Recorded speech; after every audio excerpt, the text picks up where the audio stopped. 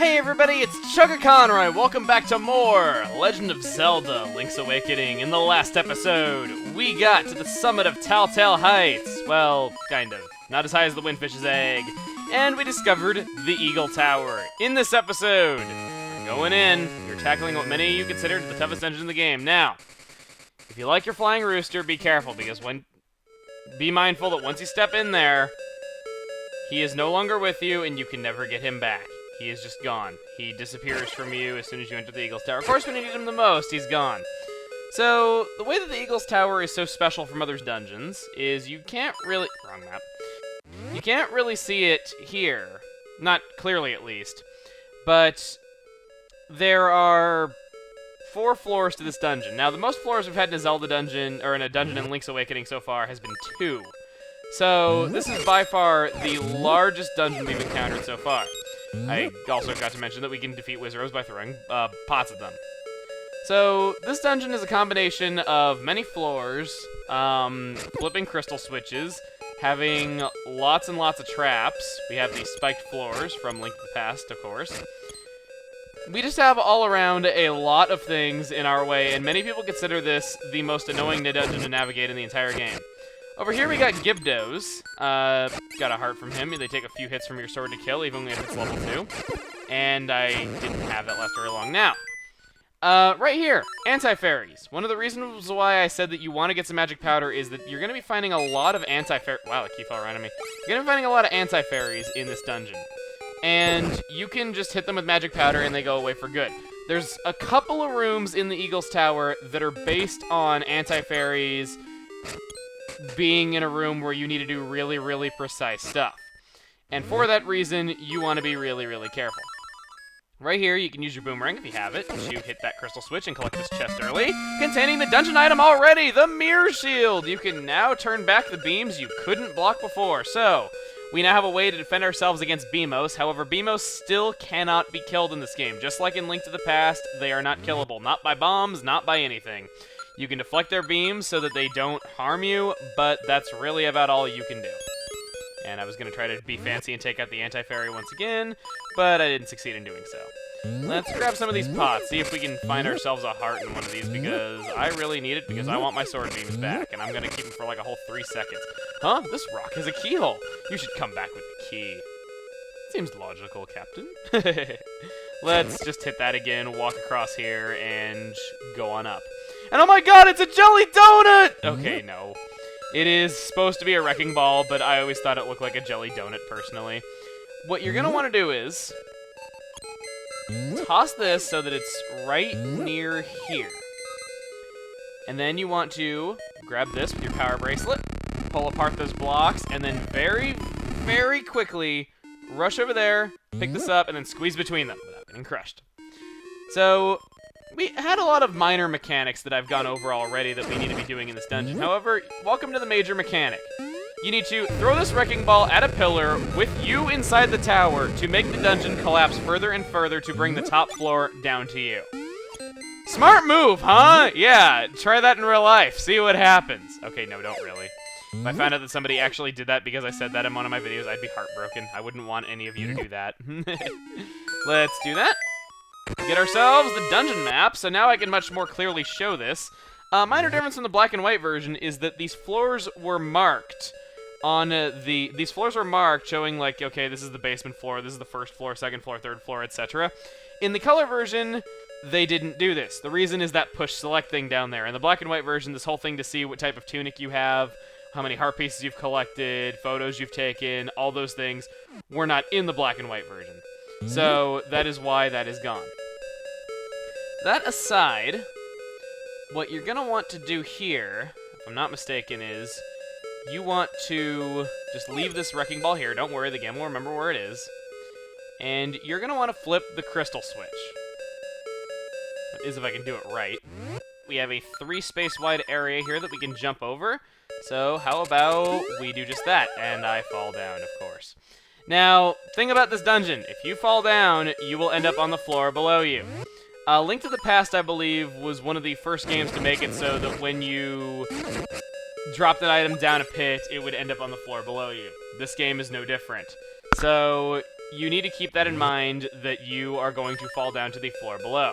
This can be a blessing or a curse. You could end up in an area that you couldn't get to before, or you could just kind of end up making yourself lost like I'm doing right now. On the plus side, that caused us to find the stone beak earlier than I would have otherwise. So, again, blessing or a curse, kind of up to you what you want to look at it as.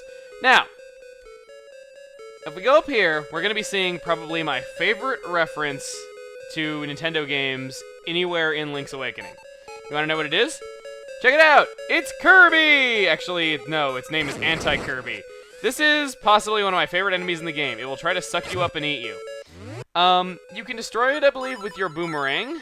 I think bombs work, but I'm not sure. He takes a few hits on the boomerang, I believe 4.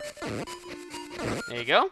He will always drop a fairy when defeated, so yet another way that the boomerang gets you really nice, easy fairies. You see that there's a treasure chest up there on that ledge, but you cannot get up there right now because the crystal switch is in the wrong position. I believe you have to fall down from the floor above, actually, to get that. And we can't do anything over this way, so how about we just head back the other way? See what I mean by the fact that this dungeon can get very confusing? Don't get discouraged your first time through if this dungeon gives you trouble. Even now, this dungeon still gives me trouble, and I will admit, like I said, my memories of the later dungeons in Link's Awakening aren't that great because I didn't experience them for the first time until a couple years ago. So, for that reason, I'm a bit more likely to get lost, a bit more likely to be semi-aimless. I wouldn't really say that I'm totally lost, but oh god, Beamos. How about we show off our awesome level 2 shield and reflect off the beam. See how it reflects off? It doesn't reflect back to him. Yeah, it kind of sucks. Oh god, Anti-Kirby. I want to take out Anti-Kirby really quick.